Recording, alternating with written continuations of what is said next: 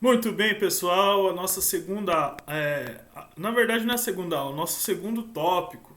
E iniciamos agora o estudo de funções quadráticas, tá bom? Anteriormente a gente estudou a função afim, né? Então nós tivemos alguns vídeos aí da função afim e suas aplicações. A gente adentra agora nas funções quadráticas. E essas funções são bem interessante as aplicações dela. E também a gente consegue visualizar bem essas aplicações, assim como a gente conseguiu visualizar na função afim. Então, seguindo a mesma metodologia, vou definir a função quadrática, explicar alguns conceitos, algumas propriedades, e daí a gente em outro vídeo vê as aplicações. E nessa videoaula também vou focar construção gráfica no GeoGebra. É que a gente já veio utilizando anteriormente, agora a gente volta com o GeoGebra, né, para as funções quadráticas. Então, dando início aqui a função quadrática, eu trago aqui para vocês a definição dela, né? Eu fiz esse texto aqui hoje, né? Eu tomo muito cuidado para não pegar é, bibliografias de outras pessoas, porque tem a questão de direitos autorais. Então fiz esse pequeno texto bem resumido que vai auxiliar bastante aí você a resolver os exercícios que eu irei deixar, tá? Qualquer dúvida, questão, deixe nos comentários que a gente vai estar ajudando aí. Então, chamaremos de função quadrática a função polinomial de segundo grau, também é chamada assim, a função que vai dos reais nos reais, f de r em r, e que associa a cada x pertencente aos reais o valor ax quadrado mais bx mais c. Então, a gente tem aqui a função ax quadrado mais bx mais c. Com esse a, b e c, números reais e o a diferente de zero. Então, toda função da forma, toda função que tem como domínio, lembrando que o domínio é esse conjunto de partida, né? Então a função quadrática tem como domínio os reais, o conjunto dos números reais, quer dizer que os valores de x, os valores que x pode estar assumindo, são valores reais, né? E que no gráfico a gente vai observar que está no eixo das abscissas, naquele eixo horizontal. E o conjunto de chegada aqui é o conjunto dos reais que a gente chama de contradomínio. Então vai do domínio no contradomínio. O domínio, eu sempre falo nas aulas que é como um manual de uma máquina que você compra. Quando você compra o manual, o que você pode utilizar, o que pode inserir. Quem está aqui atrás, a Beatriz, o que você pode inserir, o que você pode estar colocando nessa máquina. Então, o domínio é quais os valores que você pode estar utilizando nesta função. Enfim, então nós temos aqui nossa função dos reais nos reais. E a cara dela sempre vai ser ax quadrado mais bx mais c. Então, o coeficiente a é aquele que vai estar, aquele número que está multiplicando x quadrado. O coeficiente b é aquele número que está multiplicando o x, a variável x, e o termo independente é o coeficiente c. Tá bom? Aqui eu trago alguns exemplos. Eu tenho aqui uma função. A função, no exemplo 1 aqui, x quadrado menos 3x mais 2. Nós vamos ver quais são os coeficientes. Então você tem que o a é 1. Quando não tem ninguém multiplicando o x quadrado, significa que é o número 1. Né? Não pode ser 0, porque senão ia zerar tudo ali. Então aqui eu tenho a 1, ax quadrado mais bx. Então o b é menos 3. Tá aqui. Não é porque que é negativo já não estabelece a função quadrática. Lembrando que o sinal negativo é o oposto de um número. Então você tem aqui um sinal de mais. Né? Você pode colocar entre parênteses. Então continua sendo da forma ax quadrado mais menos 3x. Então ax quadrado mais bx. E eu tenho aqui também o coeficiente c. O termo independente, aquele que não vai estar do lado de nenhuma letra. Tá? A, B, C. Então aqui nesse exemplo eu só apresento como a gente encontra esses coeficientes. Aqui outro exemplo. O que muda nesse exemplo aqui? É que eu tenho o A, que é menos 9, tá aqui. B, do lado do X. Opa, cadê o C? Né? Não quer dizer que não tenha, quer dizer que ele vale zero. Zero, como o zero é neutro na adição, não precisa nem escrever. Né? Mas caso você queira colocar mais zero, vai estar ali, ele é o zero. Não quer dizer que não existe o C, existe, ele vale zero. Então, o C é zero. Outro exemplo também que eu deixo nesse texto, 5x quadrado. Então, 5x quadrado, o A é 5, né? Tá do lado do x quadrado. O B, opa, não tem x, mesma coisa do que eu falei anteriormente. Se não tem, quer dizer que é 0x, quer dizer que o B é zero. E o C aqui também vale zero. Então, na função quadrática, temos o A, o B e o C. Tá? Por mais que não apareça o P e o C aqui, né, nesse caso eles valem zero. E nesse exemplo aqui, a função 2x menos 17. Para começar, cadê o x quadrado? Ah, o A é zero. Lembra que quando a gente definiu a função quadrática, ele fala aqui, ó, que qualquer função quadrática da forma ax quadrado mais bx mais c, o a, o b e o c são números reais. Só que ele deixa bem claro que o a não pode ser zero. Destes três coeficientes, o único que não pode ser zero é o a. Porque se ele é zero, acontece esse exemplo aqui que a gente está trabalhando. Cadê o x quadrado? E o que a gente cai aqui? A gente cai naquela função que a gente já estudou, uma função afim. Então, se o a é zero, a gente recai na função afim. Aí já não é mais uma função quadrática. Por isso que o a não pode ser zero, porque se o a é diferente de zero, a gente sempre vai ter uma função quadrática. Tá bom? Então, nesse contexto aqui, a gente pode até girar aqui, eu coloquei como para que isso fique claro, né? Mas seria do conteúdo anterior, por isso que o a nunca pode ser zero. E o valor numérico, né? Então, nós vimos que quando eu quero achar o valor numérico de uma função, eu pego aquele número e substituo no x. Então, o valor numérico dessa função aqui, x quadrado menos 3x mais 2, legal, uma coisa. Essa função x quadrado menos 3x mais 2, nós vamos trabalhar ela de início desse texto ao fim, tá? Eu sempre vou ficar apresentando coisas em cima dessa função. Então, eu quero calcular o valor numérico quando x vale 2. O que você faz? X é 2, então onde tem x você vem trocando por 2. Não é x ao quadrado? Vai ficar 2 ao quadrado. Não é menos 3 vezes x? Vai ficar menos 3 vezes 2. Tem mais 2, então continua mais 2. Tá? Esse mais 2 aqui não é porque o x é igual a 2, é porque já era o coeficiente c, o termo independente. Então, resolvendo 2 ao quadrado é 4. Menos 3 vezes 2 é menos 6. Mais... tem um errinho aqui, agora que eu vi, né? Passou despercebido, né? Aqui é mais 2. Eu coloquei um mais 4 aqui, eu não sei de onde eu tirei esse cara. É mais 2. Então vamos ajeitar isso aqui. Já vamos até arrumar esse texto para que fique isso claro. Então, como ficaria a forma certa aqui? Ficaria 2 ao quadrado 4, menos 3 vezes 2, 6, mais, então 2 ao quadrado 4, menos 2 vezes 6, mais o 2 que já está ali.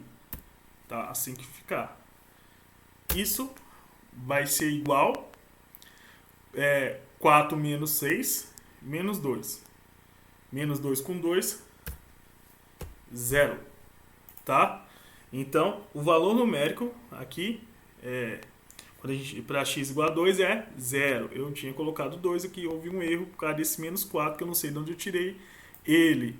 Tá bom? Então, volta aqui. Esquecemos isso aqui. Essa parte aqui está errada. E daqui pula para cá. Ok? O gráfico da função quadrática. Bem, o gráfico de uma função quadrática é uma curva chamada parábola. E a nossa parábola está aqui apresentada. Eu fiz aqui o gráfico dele no GeoGebra para esta função x quadrado menos 3x mais 2. Olha que coisa. Isso é a parábola. A parábola pode ser concavidade para cima, que é esse caso aqui, a abertura aqui voltada para cima. Ou aqui eu peguei outro exemplo, outro gráfico, de outra função. Cada função tem um gráfico diferente de outra, né? Se você tiver funções com o mesmo gráfico, significa que essas funções são iguais. E neste caso aqui, a concavidade, nesse gráfico, a concavidade é para baixo, aqui eu tinha a concavidade para cima. Só que tem uma coisa interessante. Tem um carinha aí que, ao analisar ele, igual na função afim, quando a gente olhava o coeficiente angular, você sabia se a função crescia ou se a função era decrescente. Aqui também nós vamos ter um coeficiente, que nós vamos saber se a função é com concavidade para cima ou com concavidade para baixo. Quem vai ser esse cara que a gente deve analisar? É o A, é o coeficiente A. Se o A é maior que zero, a concavidade é para cima. Temos o caso aqui.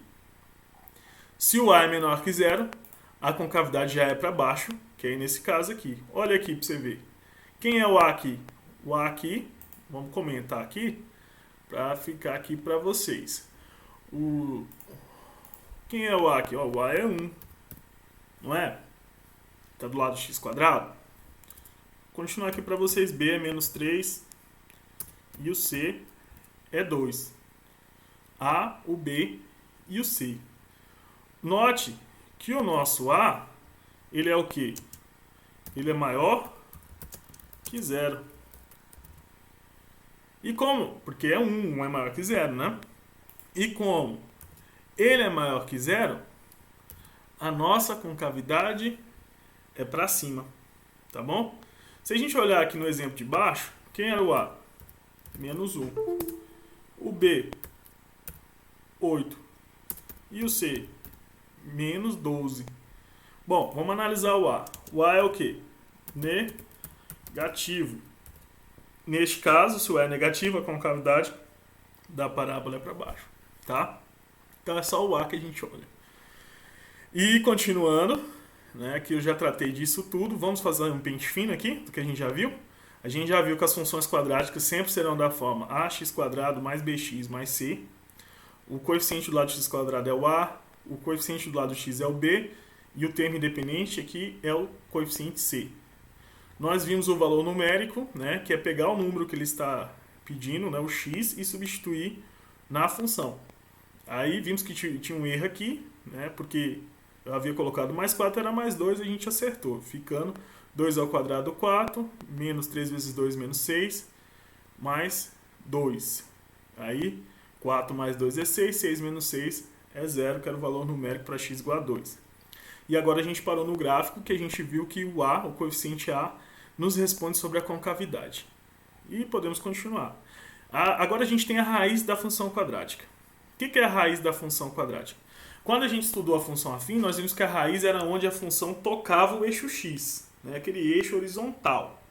Né? Aqui, ou em qualquer lugar do mundo, ou em qualquer função, a raiz sempre vai ser esse lugar, ou lugar geométrico onde o gráfico toca o eixo x.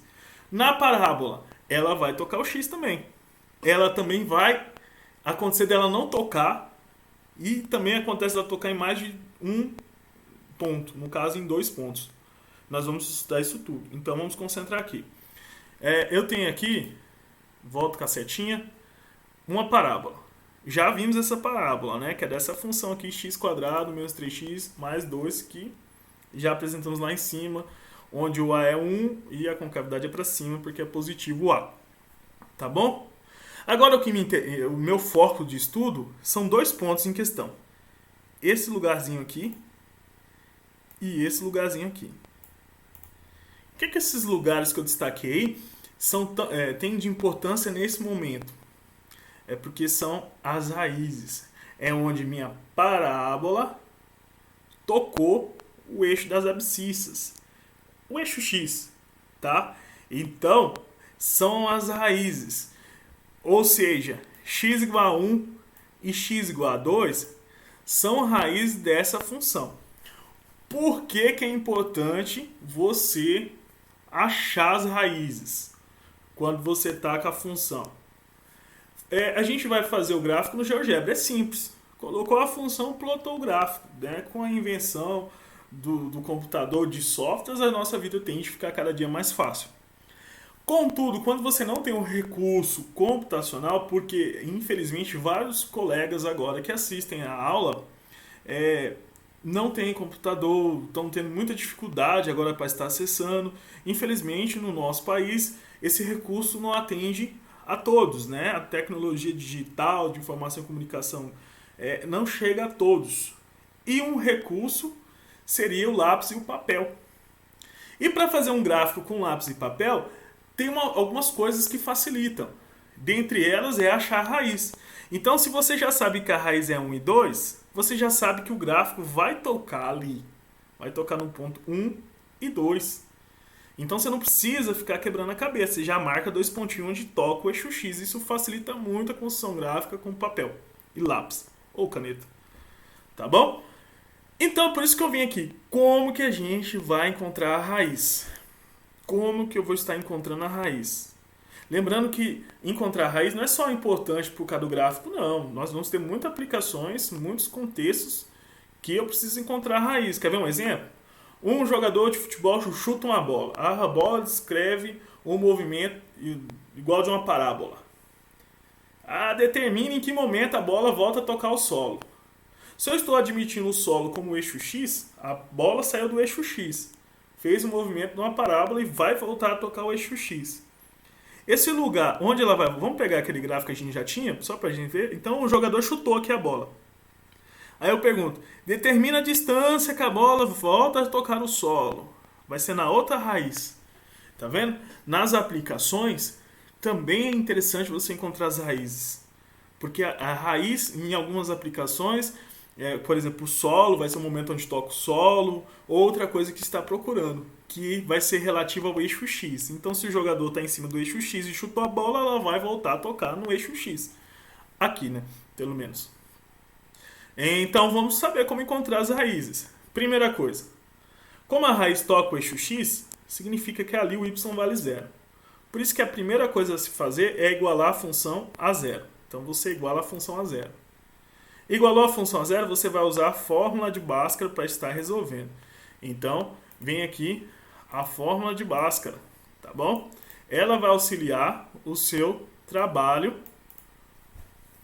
para encontrar as raízes. Não é a única forma de encontrar a raiz, mas é a forma mais eficiente, utilizada e que para algumas funções o que era quase impossível, ela tornou possível para a gente. Então, vamos com exemplos, ficar claro. Tá aqui, encontra a raiz dessa função. A gente já sabe, né? Professor, a gente já viu as raízes dela, né? Que a gente já fez aqui o gráfico dela e já está aqui, ó. Mas vamos supor que a gente não tenha feito o gráfico, tá? Vamos encontrar essa raiz. Então tá aqui a função. X² menos 3x menos 3x mais 2. O que eu falei? Primeira coisa, igual a zero. Porque é onde se toca o eixo X, quer dizer que ali o y vale zero. Agora vamos resolver isso. Para resolver eu vou usar a fórmula de Bhaskara. É ideal, é mais fácil para quem está começando aí. A gente sempre deixar claro aqui, ó.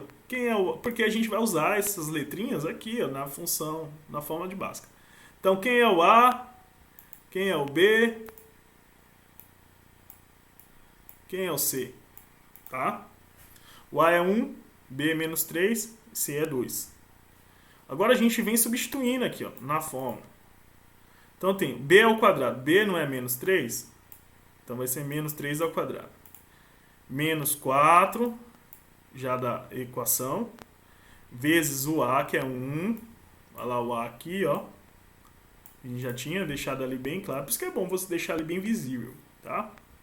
Vezes o C, que dá fórmula, ó. Tô seguindo ela. Aí eu vim aqui substituindo aqui embaixo. Então, vezes o C, que é 2. Vamos resolver isso. 3 ao quadrado, o que é? 9. Tá aqui. Menos. Tá aqui o menos. 4 vezes 1 vezes 2 deu 8. 9 menos 8 é 1. O delta é 1. Não achei raiz, não. Achei o delta. O que eu faço agora com esse delta? Agora vem a outra parte ali que ele vem. Que é aqui, ó. Com esse delta agora eu vou substituir aqui. Então eu tenho menos o B. Só que o nosso B é negativo, então você vai ter um choque de sinal. Ó. Menos o B que é menos 3. Fica menos 3. Aí dá a fórmula. Mais ou menos a raiz do delta. Opa, a gente já achou o delta. Nós achamos aqui, ó. Vou deixar até um setão aqui. Ó. O delta é 1. Então, raiz de 1. Isso tudo você divide por 2 vezes A. Então, vou dividir isso tudo por 2 vezes o A. Quem é o A? 1. 2 vezes 1. Tá? Cheio de certo aqui esse negócio agora, né? Agora a gente vem resolver isso aí. Sinais iguais, positivo. Por isso que ficou 3. Mais ou menos. Quanto que é a raiz de 1? Se é uma raiz, fácil, você tira a raiz. Já coloca a resposta dela. Agora, se é raiz de 5, não mexe, deixa a raiz de 5. Eu deixaria a raiz de 5 aqui. E eu ia apresentar a resposta com uma raiz. Porque é um número irracional, cheio de casas decimais, infinitas casas decimais, e não teria como eu ficar trabalhando com ela aí com vírgula, daria trabalho. Ficaria melhor deixar expresso como raiz. Então, 3, mais ou menos, só que 1, raiz de 1 é 1, mais ou menos 1. Isso tudo dividido por 2 vezes 1, que deu 2. Aqui é interessante. Nós vamos encontrar as raízes agora. Note que a gente tem um mais e um menos. Quer dizer que você vai fazer uma conta de mais e uma conta de menos. Ah, professor, eu faço a primeira de mais ou de menos? Tanto faz. Isso não importa. Porque o resultado vão ser raízes. Então você tem aqui, ó, 3, ou mais ou menos. Aqui eu comecei com menos. Isso não tem nada a ver isso aí, tá? Podia ter 3 mais 1 primeiro. 3 menos 1 dividido por 2. E o outro vai ser... Então, se eu comecei com... Já achei uma que é com menos, a outra vai ser o 3 mais o 1, no nosso caso. 3 menos 1, 2. 2 dividido por 2 é 1. E a outra raiz? A outra é somando. No meu caso, aqui que eu peguei e resolvi, assim, lembrando que não tem nada a ver essa ordem. 3 mais 1, 4. 4 dividido por 2, 2. Pronto. Eu tenho minhas duas raízes. Portanto, as raízes são aqui 1 e 2. Encontrei as raízes. De fato, se a gente vai lá no gráfico, aqui elas, ó, 1 e 2. E quer ver que outra coisa interessante? Quando eu pedi para calcular o valor numérico dela, né? Cadê aquela parte que eu cometi até um errozinho? É mais acima. Quando eu pedi para calcular o valor numérico dela, que eu errei, tinha dado 2, na verdade deu 0. Né? Quando a gente usa o x igual a 2, que é uma raiz, que a gente acabou de ver que é uma raiz, o que aconteceu? Resultou em 0, porque ele é uma raiz. Ele tinha que dar 0 mesmo, né? Pode ver que estava errado, mas eu tinha dado 2, né? Aí, como é a raiz, é onde o y zera. Então, a raiz zera a equação. Quando a gente usa ela como o valor numérico da raiz é 0. Tá bom? Então, agora que a gente já sabe encontrar as raízes, tem algo interessante no gráfico. Um gráfico nunca vai ter duas raízes. Fala, Beatriz, minha filha de novo aqui, que quer estudar. O gráfico nunca vai ter somente duas raízes. Ele pode ter uma raiz ou nenhuma raiz. O que isso vai depender? Quem que a gente pode analisar para ver se ele vai ter raiz ou não? O delta. O delta vai me dizer se meu gráfico tem raiz ou não, ou se é apenas uma raiz ou duas raízes. Se o delta for negativo, a função apresenta duas raízes. Se o delta é negativo, a função não apresenta raiz. E se o delta é zero, a função apresenta uma raiz apenas. Pode ver que neste caso nós resolvemos aqui, o delta deu 1. Então foi esse caso aqui, ó. 1 é positivo. E a gente encontrou duas raízes, como é de fato conversado aqui. Tá? Então traga exemplos aqui, ó. Essa função. Nós já é a que a gente estava trabalhando. A gente viu que o delta é 1 e deu positivo, portanto existe duas raízes e a gente encontrou as raízes. Tá aqui. Esse é um caso. Tá? Um caso que a parábola toca o eixo x em dois lugares, ou seja, duas raízes. Aqui é outro. Essa função aqui. Eu peguei, a gente pode fazer o delta aqui, embora já está aqui mentalmente. B ao quadrado é menos 2 o b, né? Menos 2 ao quadrado dá 4. Menos 4 vezes 1 vezes 4 que dá 16. Então vai ficar 1 menos 16 que dá menos 15 no delta. Como vocês estão estudando, acha o delta aí agora, aí no papelzinho. Já é um exercício. O delta é negativo. Se a gente analisar aqui, ó, se delta é negativo, a função não apresenta raiz real. E de fato, eu fiz o gráfico aqui no GeoGebra, pode ver que o eixo x está aqui, ó. E o gráfico nunca chegou nem perto do eixo x. No exemplo de cima, que o delta era positivo, que havia duas raízes, o gráfico tocava o nosso eixo x em 2 pontos. Aqui ele nem chega perto do eixo x. E o terceiro caso, eu peguei essa função, novamente de exercício, verifica aí que o delta é zero, ele possui apenas uma raiz. E eu fiz o gráfico no GeoGebra, pode ver que o gráfico toca só ali naquele ponto, x igual a zero. Quer dizer que é a raiz, ó. A raiz dele é aqui, ó, x igual a zero. Tá bom? Então, o delta também lhe ajuda a descobrir se a função, quantas raízes ela tem. E o vértice? O que é o vértice? Eu vou pegar aqui e mostrar uma coisa para vocês.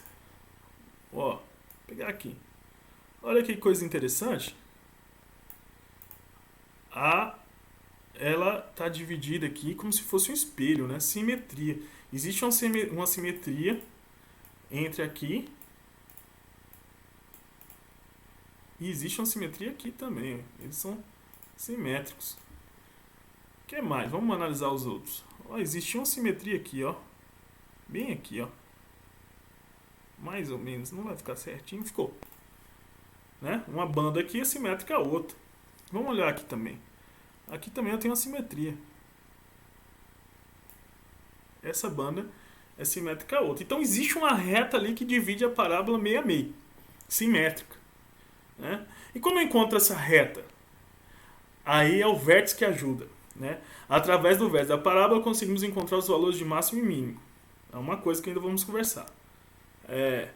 E o eixo da simetria da parábola é uma reta vertical passando pelo vértice. Então se você acha o vértice, que vai ser um pontinho bem aqui, o vértice, se você achar ele, você vai conseguir achar a reta de simetria, que vai ser uma reta vertical passando por ele. Então o vértice ou vai estar no ponto mais baixo da parábola, ou vai estar no ponto mais alto. Cadê uma com concavidade aqui? Foi essa aqui. O vértice estaria bem aqui em cima, ó. Bem aqui. E aqui o vértice está bem aqui embaixo. O que faz o vértice ser ponto mínimo? Que nesse caso, aqui, ó, pode ver que nessa parábola, ele é o menor ponto, é o ponto de mínimo.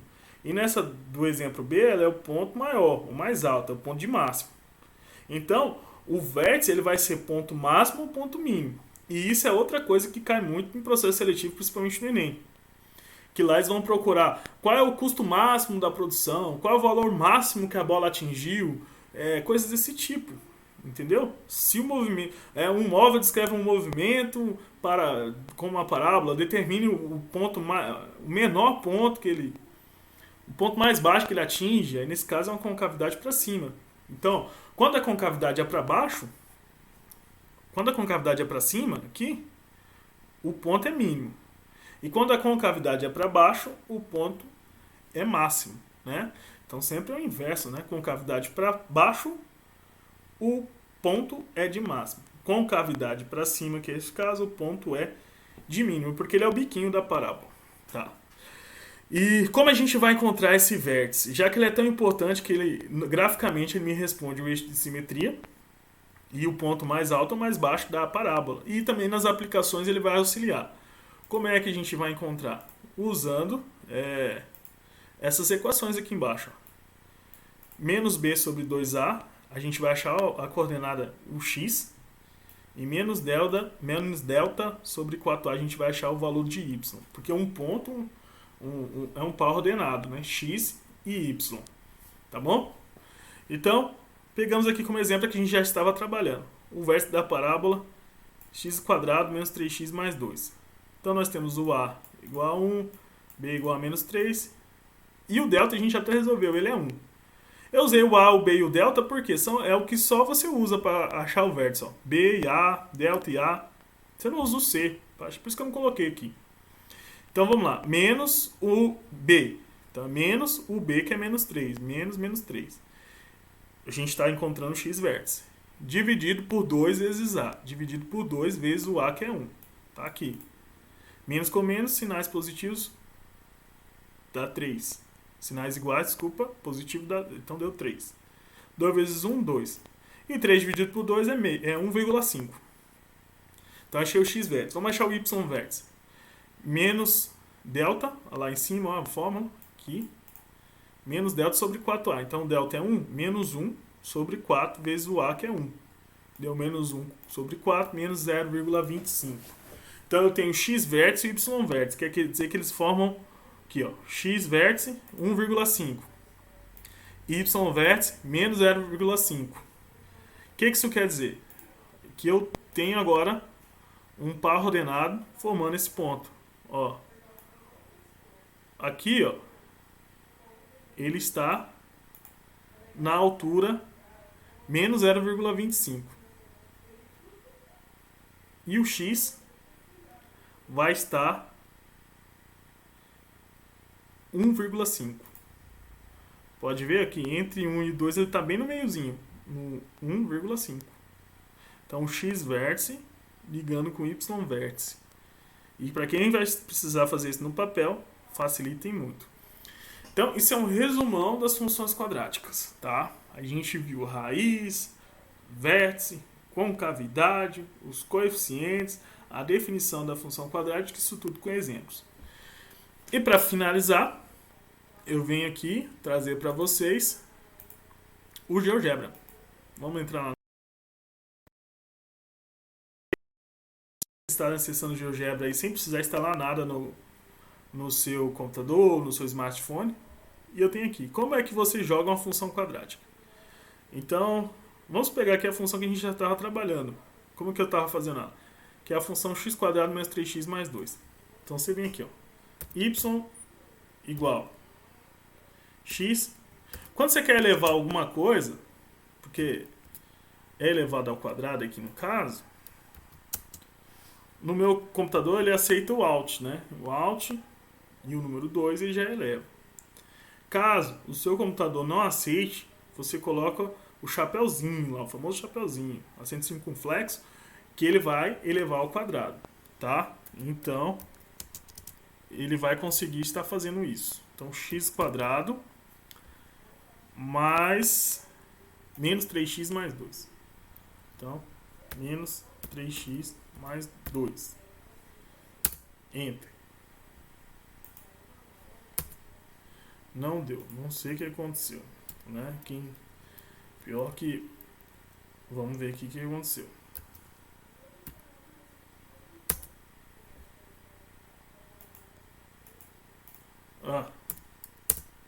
Tinha uma linhazinha ali por acidente, vocês viram? Acabei tirando aqui, eu tinha colocado aqui, ó, tava dando problema. Ele não estava reconhecendo a variável, né? Lembrando, a variável dependente é o x e a variável independente é o y. Então eu tenho aqui, ó, tô me atrapalhando aí meu vídeo, né? Mas já é simétrico, você já sabe como ela seguir. A função que eu construí. As raízes 1 e 2, onde toca o eixo x. O vértice, né? 1,5 para o x e menos 0,25 para o y. E outro ponto que eu nem mencionei no vídeo, mas aproveito agora, ele sempre vai tocar o eixo x no termo independente. Então, se o A é 1, o B é menos 3 aqui, né? Olha lá no ponteiro do mouse. E o C era o 2. Então, ele sempre vai tocar o eixo Y nesse termo aí, no C, no termo independente. E é o 2. E assim você vai construindo qualquer função que você desejar. Menos x ao quadrado mais... mais 2. Pronto. Concavidade para baixo. Ó... O A é negativo, A é menos 1, com a concavidade é para baixo. E aqui, só olhando, eu já consigo visualizar meu vértice, né? Olha lá o vértice. Ó. O x vértice é o 0 e o y vértice é o 2. 0 ligando com 2 aqui. Esse é o meu vértice. As raízes aqui, ó. Uma raiz está para cá, outra para cá. O que me parece ser, está bem no meiozinho, 1,5, e aqui está bem no meio entre menos 1 e menos 2, que é menos 1,5. Corta o eixo y também coincidindo com o y vértice, porque o termo independente é o 2. E aqui você consegue brincar, colocar aí quantas raízes você desejar, quantos graus você desejar, e vão ter atividades relativas a isso. Eu agradeço a atenção de vocês aí e até a próxima.